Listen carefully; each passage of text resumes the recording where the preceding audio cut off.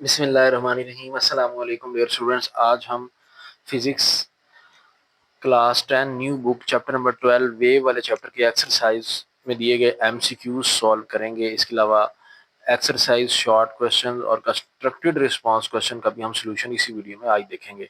तो वीडियो को आज स्टार्ट करते हैं हम। सबसे पहले एमसीक्यू नंबर 1 ऐसी स्टेटमेंट देखते हैं। इसमें क्या कहा जा रहा है। इसमें वो कह रहे हैं the direction of vibration in a longitudinal wave is. Longitudinal waves में डायरेक्शन ऑफ मोशन जो पार्टिकल्स की होती है ना, वो क्या होती है? Right angle to the wave direction होती है, सर्कुलर मोशन होती है, या opposite to the wave direction होती है, या in the same direction as wave travel होती है। तो देखिए, लॉन्गिट्यूडनल वेव में जो पार्टिकल्स की वाइब्रेशन की डायरेक्शन होती है ना, वो सेम वही होती है जो कि पार्टिकल्स की डायरेक्शन और वेव की डायरेक्शन की मतलब सेम होती है आपस में।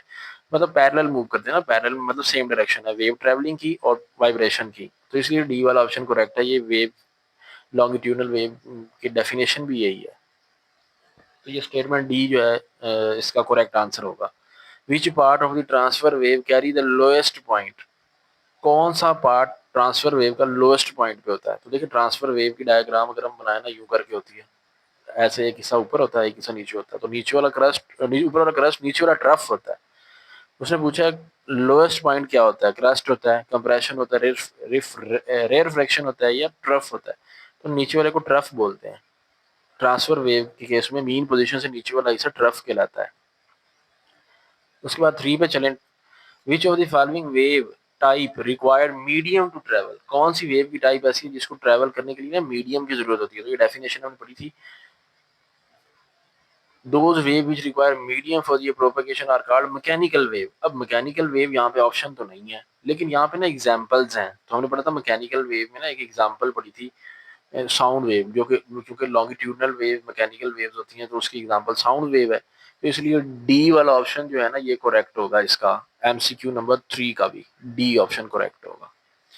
The property of a wave is indicate how much energy it carry. कह रहा वेव की वो कौन सी प्रॉपर्टी है जो कि हमें बताती है कि ना वेव कितनी एनर्जी को कैरी करेगी? क्रस्ट, एम्पलीट्यूड, वेवलेंथ, या स्पीड? देखिए, ये जो एनर्जी को कैरी करेगी, ये जो प्रॉपर्टी बताती है ना, वो एम्पलीट्यूड है। जितना एम्पलीट्यूड वेव का ज्यादा होगा, उतनी ज्यादा एनर्जी कैरी होती है। तो बी वाला ऑप्शन चौथे एमसीक्यू का आप करेक्ट लगाएंगे। एमसीक्यू नंबर 5 पे पहुंचे। पांचवा है जी, a wave front is. Wave front क्या है? Distance between two crest, a region of high pressure in wave, या a line joining the point that vibrate in phase है, या the outer edge of the wave medium है। तो ये जो wave front होता है ना, ये line joining the point that vibrate in phase, ये उन पॉइंट्स को हम जब ज्वाइन कराते हैं ना, जो कि एक इस फेज में वाइब्रेट कर रहे होते हैं, तो हमें वेव फ्रंट मिलता है। तो वेव फ्रंट की ना ये डेफिनेशन भी यही लाइन है। Those point which have same phase of vibration is called wave front. तो ये सी वाला ऑप्शन बनेगा पांचवा एमसीक्यू का, सी करेक्ट है। छठा है जी, the wave phenomena which occur when wave change direction due to change in speed. Wave की स्पीड चेंज होने की वजह से जो फिनोमिना अकर होता है ना, वो कौन सा फिनोमिना है? डाइफ्रैक्शन होती है, रिफ्लेक्शन होती है, एब्जॉर्प्शन होती है, या रिफ्रैक्शन होती है? देखिए, हमने पढ़ा था कि ना, जब वेव एक मीडियम से दूसरे मीडियम में ट्रेवल करती है ना, तो उसका ट्रेवल पाथ चेंज होता है, स्पीड कम हो जाती है। स्पीड चेंज होती है ये रिफ्रैक्शन की प्रोसेस में। तो इसलिए जो छठा एमसीक्यू ना, उसका आप डी लगा लो, रिफ्रैक्शन। सातवां एमसीक्यू देखो। What happen to a wave speed? Wave की स्पीड को क्या होगा? एंड वेवलेंथ, उसकी वेवलेंथ को क्या होगा? When a tsunami wave approaches the shallower water, जब सुनामी वेव शैलो वाटर पे पहुंचती हैं, कम गहराई वाले हिस्से में पहुंचती हैं, तो उनकी वेवलेंथ और स्पीड को क्या होता है? स्पीड इंक्रीज, वेवलेंथ इंक्रीज हो जाती है, या स्पीड डिक्रीज, वेवलेंथ शॉर्टन हो जाती है, या speed remain same, wavelength shorten हो जाती है, speed increase, wavelength stay constant? कौन सा ऑप्शन इनमें से करेक्ट है?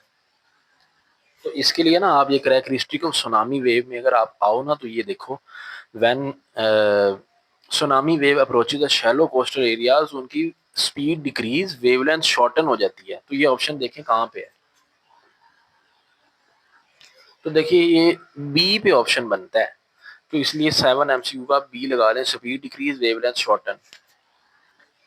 आठवां एमसीक्यू देखो, which wave behaviour explain how sound is heard around corner. कह रहा कौन सा वेव का बिहेवियर है जो कि हमें एक्सप्लेन करता है कि हम ना किसी सरफेस के किनारों पे साउंड को कैसे सुनेंगे। तो हमने पढ़ा हुआ है the process in which wave spread across the corner और edges of the obstacle is called diffraction. तो ये वेव की प्रॉपर्टी डाइफ्रैक्शन है। तो इसलिए 8वें एमसीक्यू आप डी लगा लें, डाइफ्रैक्शन। तो ये थे जो एक्सरसाइज में दिए गए एमसीक्यूज का सोल्यूशन जो कि हमने सॉल्व कर लिया। नहायत आसान एमसीक्यूज थे। अब शॉर्ट क्वेश्चंस पे चलते हैं। शॉर्ट क्वेश्चन है टोटल 7 और कंस्ट्रक्टेड रिस्पॉन्स क्वेश्चन है टोटल 5।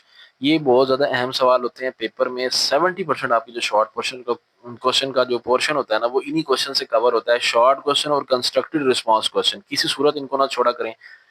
मैंने इनके नोट्स बनाए हुए हैं, मैं आपको नोट से वो शॉर्ट क्वेश्चन पढ़ाऊंगा। मैंने वहाँ पे बड़ा इजी वे में नोट्स लिखे हैं ताकि हर स्टूडेंट बड़ी आसानी से याद कर सके। तो आइए चलते हैं, हम अपने नोट्स पे इन शॉर्ट क्वेश्चन को पढ़ते हैं।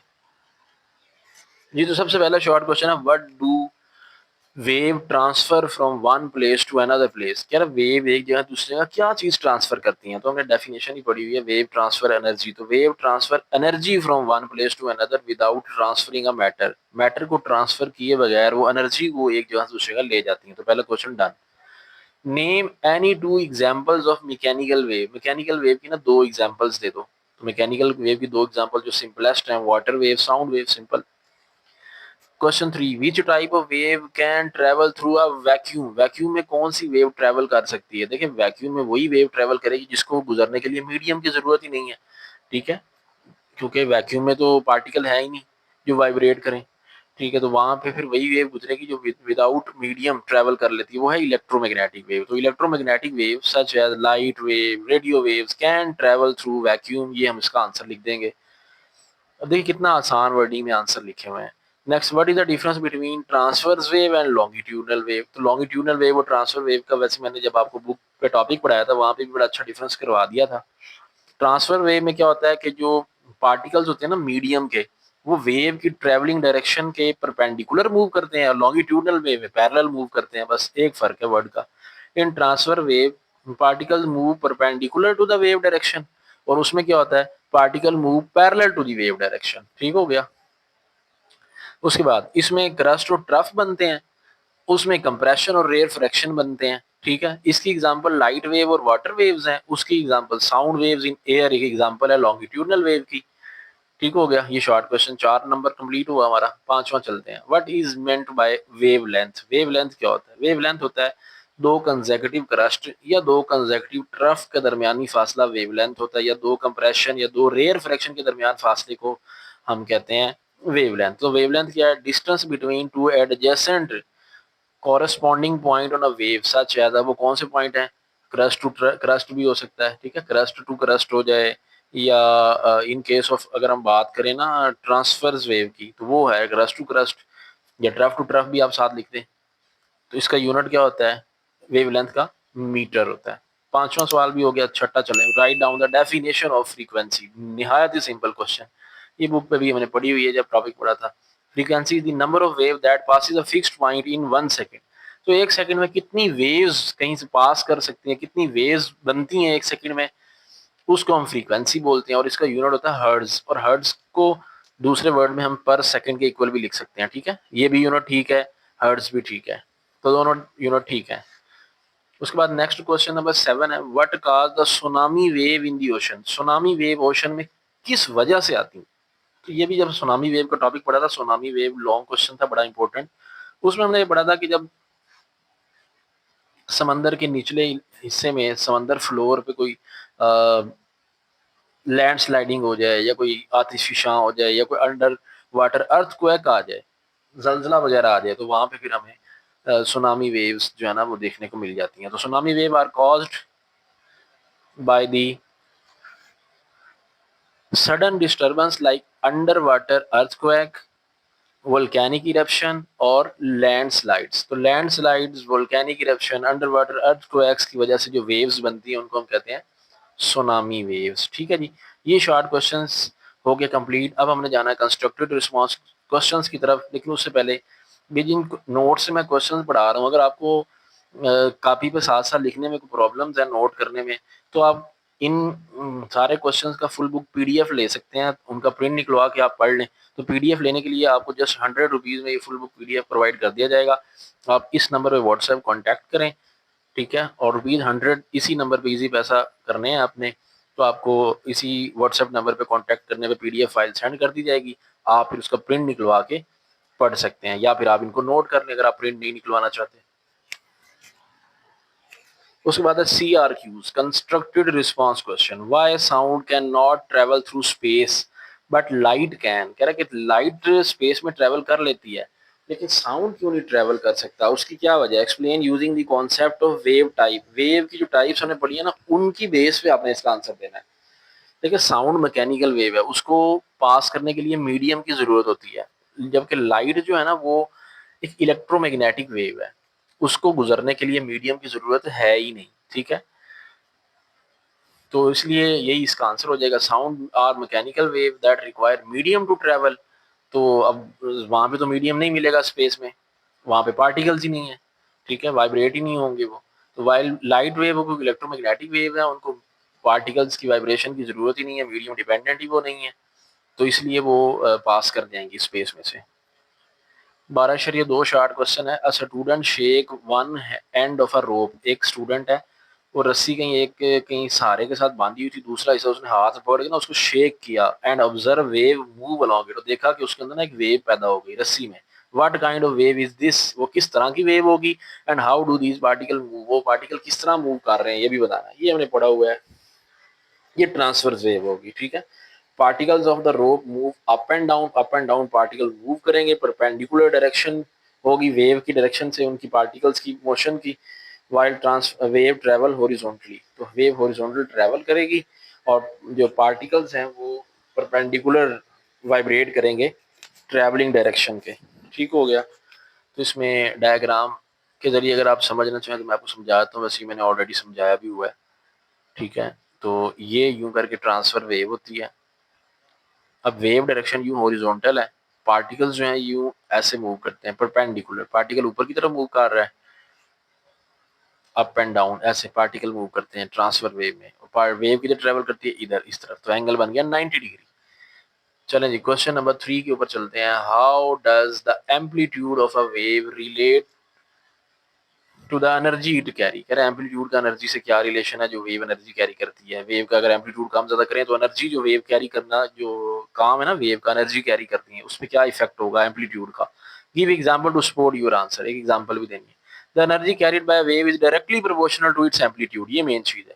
जितना एम्पलीट्यूड वेव का ज्यादा होगा ना, उतनी वो ज्यादा एनर्जी कैरी करेगी। वेव का एम्पलीट्यूड क्या है, बेसिकली उसकी हाइट है, कितनी हाइट है, ये इतना, इसका एम्पलीट्यूड अब ज्यादा है, उसके मुकाबले में अगर यही वेव इस तरह की है, इसका एम्पलीट्यूड कम है, तो जितना एम्पलीट्यूड ज्यादा हो ना वेव उतनी एनर्जी ज्यादा कैरी करती है।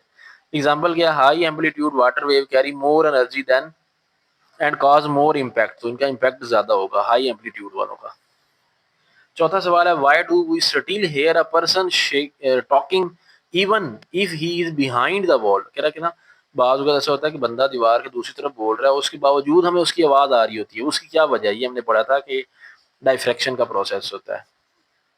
तो हम क्या लिखेंगे, this is due to diffraction, ये डाइफ्रैक्शन की वजह से होता है। साउंड वेव्स जो है ना वो बेंड हो जाती हैं around the corners of the wall to reach our ear, हमारे कानों तक आने के लिए साउंड वेव्स बेंड हो जाती हैं और हमारे कानों पे पहुंच जाती है बेंड होकर, ठीक है जी। जब भी वेव के रास्ते में रुकावट आए तो उसे मुड़ने लग जाती है, बेंड होने लग जाती है, इसकी वजह से आवाज दूसरे कमरे में भी आ जाती है, दीवार के दूसरी तरफ जो बंदा बोल रहा है उसकी। आखिरी question, if the size of a slit a wave passes through is much smaller than wavelength, what will happen a wave after passing through the slit, explain briefly। अब देखिए कि ना ये वेव्स लेट आ रही हैं, ये वेव्स हैं, आगे ना एक स्लिट है।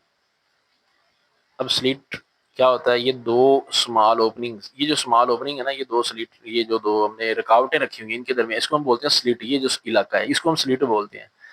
कह रहा है कि ना if the size of slit, ये इसकी बात कर रहा है, ये साइज जो है ना, if a size of slit a wave passes through is much smaller, कह रहा है अगर इसका साइज बहुत छोटा हो देन द वेव लेंथ, ये वेव की जो वेव लेंथ है ना ये ज्यादा हो, मतलब इनके दरमियान जो फासला है ना यहाँ से लेके यहाँ तक, ये अगर ज्यादा है, ये कम फासला है, ये वेव के दरमियान फासला ज्यादा है, वेव लेंथ ज्यादा है, ये कम हो, तो वेव जब यहाँ से स्लिट से पास करेगी ना तो कैसा बिहेवियर शो करेगी।